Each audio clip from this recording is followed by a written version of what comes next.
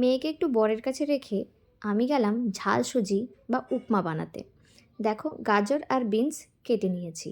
গাজর বিনসের সাথে আমরা আরও কয়েকটা জিনিস দেব, সেটা হলো আমি টমেটো কেটেছি। এর সাথে কয়েকটা উপকরণ আমি তোমাদের এখানে দেখাচ্ছি, কিন্তু সবকটা উপকরণ এখানে নেই।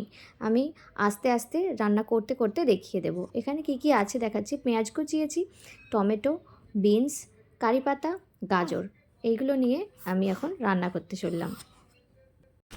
প্রথমেই গ্যাসটা জ্বালিয়ে নিলাম, জ্বালিয়ে নিয়ে একটা ফ্রাইং প্যান বসিয়ে দিলাম। এবার হালকা একটু গরম হতে আমি সুজিগুলো দিয়েছি, কিন্তু গরমটা একটু বেশি হয়ে গিয়েছিলো কড়া প্যানটা, তাই জন্য এখানে দেখো সুজিগুলো কালো হয়ে গেছে নিচের দিকে। আমি তারপর সুজিটা নামিয়ে নিলাম, ওপরে যেগুলো ভালো ছিল সেটা নিয়ে দেখলাম যে নিচেরগুলো একেবারেই কালো হয়ে গেছে, সেগুলো আবার ধুয়ে পরিষ্কার করে নিলাম। এটা আর ভিডিও করা হয়নি।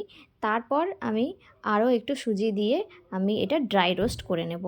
দেখো, এখানে আমি সুজিটা দিয়েছি ঠিক কথাই, কিন্তু মানে নিচেরগুলো পুড়ে গিয়েছিল, তাই নামিয়ে নিলাম। সুজি ভাজাটা মা বলেছিল একটু দেখে করতে হয়, সুজি ড্রাই রোস্ট করাটা একটু কঠিন, মানে তুলনামূলক নতুন রান্নির কাছে কঠিন। আমি যেহেতু 2 বছর বিয়ে হতে চললো আমার, এই ফেব্রুয়ারিতে 2 বছর হয়ে যাবে, কিন্তু আমি এখনও রান্নাটা শিখে উঠতে পারলাম না।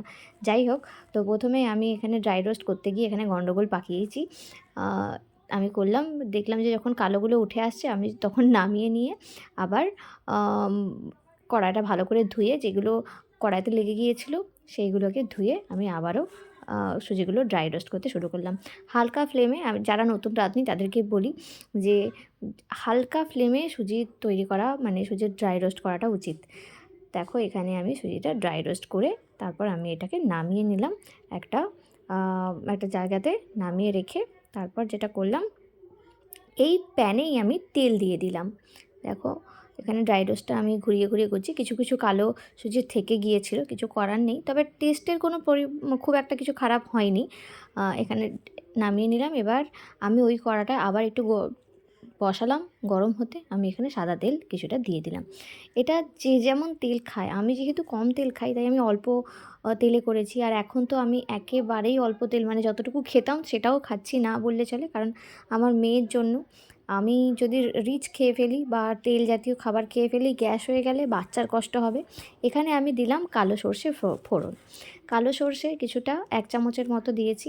দেওয়ার পর মানে একটা চা চামচের মতো দিয়েছি। তারপর এখানে দিয়ে দিলাম কারি পাতা। এবার কারি পাতা দিয়ে ফোড়ন দেওয়ার পর আমি এটা একটুখানি ভেজে নিলাম। ভেজে নেওয়ার পর এখানে প্রথমে শক্ত যে সবজিগুলো, সেই সবজিগুলোকে আগে দিয়ে দেওয়ার চেষ্টা করব, যাতে সেগুলো আগে সেদ্ধ হয়ে যায়। মানে শক্ত যেহেতু সেদ্ধ হতে সময় লাগবে, তাই শক্ত সবজিগুলো আমি আগে দিলাম।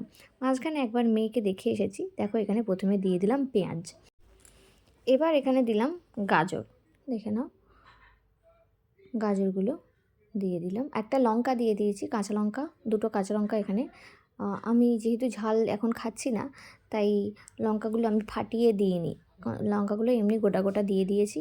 যার যেরকম লঙ্কা খেতে ভালো লাগবে সে সেরকম লঙ্কা খাবে। এবার এখানে গাজরগুলো দেওয়ার পর আমি এখানে এটা সবজিগুলো একটু ভালো করে নাড়িয়ে নিলাম। এটা একটু মজতে দিয়ে আমি চলে গেলাম আলু কাটতে। আলু কাটতে ভুলে গিয়েছিলাম। আলুটা কাটলাম, কেটে ধুয়ে এখানে দিয়ে দিলাম। আলুটা কেটে দেওয়ার পর আমি আবারও এই সবজিগুলোকে খুন্তি দিয়ে নাড়তে শুরু করলাম। দেখো, এখানে নেড়ে নেওয়ার পরে আমি যেটা করলাম, এখানে আমি আবার ঢাকনা দিয়ে এটা চাপা দিয়ে রেখে দিলাম, যাতে একটু সবজিগুলো সেদ্ধ হয়ে যায়। সেই সময় মেয়েকে আমি আরেকবার দেখে এসেছি। দেখো, তারপর এখানে দেখো আমি ঢাকনা তুলে এবার দিলাম বিনসগুলো তুলনামূলকভাবে কম শক্ত। বিনসগুলো দিয়ে আমি আবার নাড়াচাড়া করলাম। তারপর আমি এখানে আবারও চাপা দিয়ে কিছুক্ষণ রাখবো। দেখো, আমি এখানে নাড়াচাড়া করে নিলাম। না, আমি একটু ভুল বলেছি, এখানে দিলাম নুন, যাতে তাড়াতাড়ি মজে যায়। দেখো, নুনটা পরিমাণ মতো যে যেরকম খায়, আমি তো নুন কমই খাই, তাই আমি নুন কম দিয়েছি। যদিও অনেকের আমার রান্না একদম পছন্দ করে না, কারণ আমি একেবারেই নুনটা কম খাই। তাই জন্য আমি করি অনেক ক্ষেত্রে আমার রান্না তুলে রেখে পরে বাকিদের রান্না করার সময় একটু নুন দিয়ে দেওয়া হয়, বা আমার শাশুড়ি মা যখন রান্না করেন তখন আমার জন্য আগে তুলে রেখে বাকিদের জন্য নুন দিয়ে দেয়। আমি জেনারেলি আমি ভুলে যাই পরে সবার জন্য নুন দিতে। যার যেরকম প্রয়োজন নুন, সে সেরকম নুন দিয়ে খেয়ে নেবে। আচ্ছা, আমি এখানে ঢাকা দিয়ে দিলাম। সবজিগুলো মজতে মজতে আমি একটু টেবিলটার ম্যাটগুলো চেঞ্জ করে দেবো ঠিক করলাম। টেবিলের ম্যাটটা চেঞ্জ করতে চলে গেলাম। তারপর কিছুক্ষণ পরে ফিরে আসলাম, এখানে দিলাম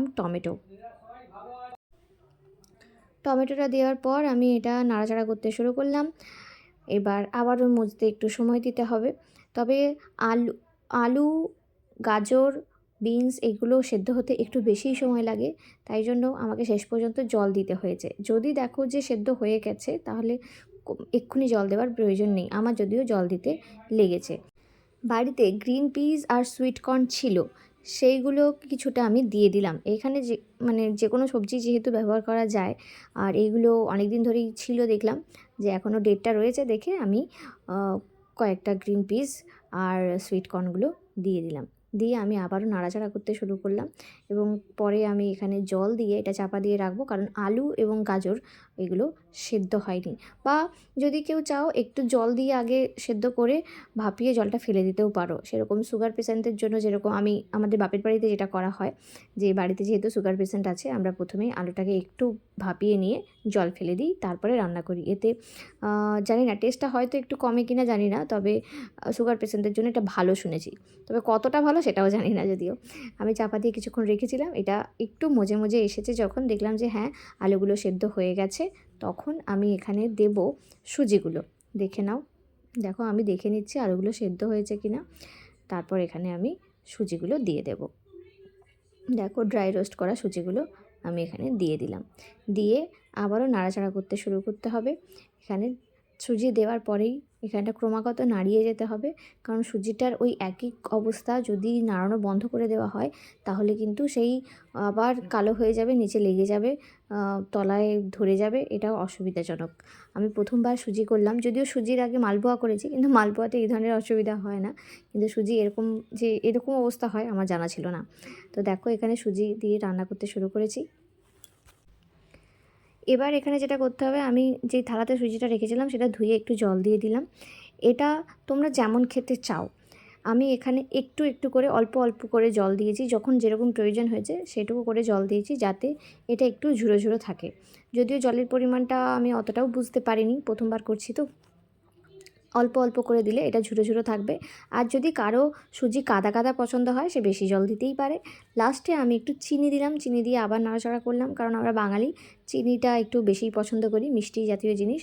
তবে সাউথ ইন্ডিয়ান যে রান্নাটা, এখানে কিন্তু চিনি দেওয়া হয় না। এবার এটা যখন সুজিটা সেদ্ধ হয়ে গেল আমি নামিয়ে নিলাম। এটা অলমোস্ট রেডি। খুব একটা ঝুরো ঝুরো হয়নি, হালকা একটু কাদা কাদা হয়েছে এখানে দেখো। আর লাস্টে আমি এটা বরকে খাওয়ালাম একটু তুলে নিয়ে। তারপর লাস্টে এখানে গার্নিশের জন্য আমি এখানে দিলাম একটা কারি পাতা। দেখো নামিয়ে নিচ্ছি, এখানে ভালো করে নামিয়ে নিয়ে আমি লাস্টে এখানে কারি পাতা দিয়ে দিলাম। দেখো এখানে আমি একটা কারি পাতা দিয়ে গার্নিশ করে নিয়েছি। তারপর প্রথমে আমি বরকে একটু খাইয়েছিলাম, বরকে খাওয়ানোর পর আমি একটু শ্বশুরমশাইকে খাইয়েছি। তো আমার মিষ্টিটা একটু কম হয়েছে বলেছে, এমনিতে ঠিকঠাকই টেস্ট হয়েছে, সবাই বলেছে। তোমরাও অবশ্যই বাড়িতে করে দেখো, আর কেমন হলো অবশ্যই জানিও। Thank you.